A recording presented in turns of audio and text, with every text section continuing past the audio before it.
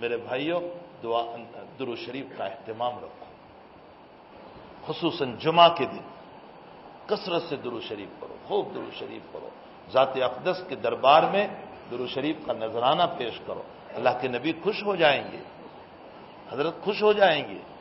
ہمارے حضرت کے پاس ایک بہت بڑے عالم آئے، بہت بڑے عالم آئے، انہوں نے آ کر یوں کہا کہ حضرت مجھے لگتا ہے کہ اللہ مجھ سے ناراض ہو گیا ہے، مجھے لگتا ہے اللہ مجھ سے ناراض ہو گیا ہے، حضرت کوئی راستہ بتا دیجئے کہ اللہ راضی ہو جائے، اس سے مجھ کو ملا دیجئے۔ تو حضرت رو پڑے، شیخ یونس صاحب رو پڑے اور یوں فرمایا، میں کون ادنا درجے کا کہ تیرا تعلق میں اللہ سے جوڑوں، میرا مقام ہی کیا ہے کہ میں اللہ سے تیرا تعلق جوڑوں۔ فرمایا نہیں حضرت کوئی طریق بتا دیجئے، آپ حدیث شریف سے واقف، آپ کو اللہ تعالیٰ نے علم دیا ہے، مقام دیا ہے، تقویٰ دیا ہے، آپ مجھے کوئی بتا دیجئے۔ تو حضرت نے فرمایا سمجھ میں یہ آتا ہے کہ مدینے والے کو راضی کر لے اللہ راضی ہو جائے گا، مدینے والے کو راضی کر لو اللہ راضی ہو جائے گا۔ فرمایا حضرت مدینے والے کو میں کیسے راضی کروں؟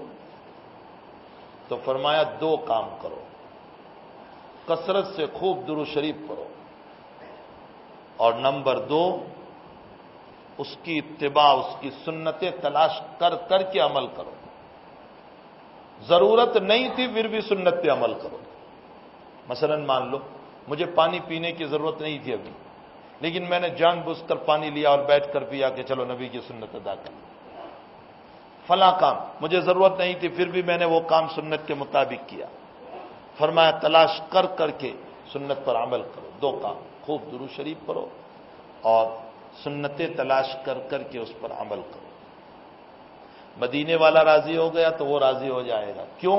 اس لیے کہ قرآن میں اس اللہ نے یوں کہا ہے، ان کنتم تحبون اللہ فاتبعونی یحببکم اللہ، فرمایا میرا محبوب تم سے راضی تو میں راضی، اور میں تمہیں معاف بھی کر دوں گا۔ اوپر سے یوں بھی کہا یحببکم اللہ ویغفر لکم ذنوبکم، راضی بھی ہو جاؤں گا، گناہوں کو بھی معاف کر دوں گا۔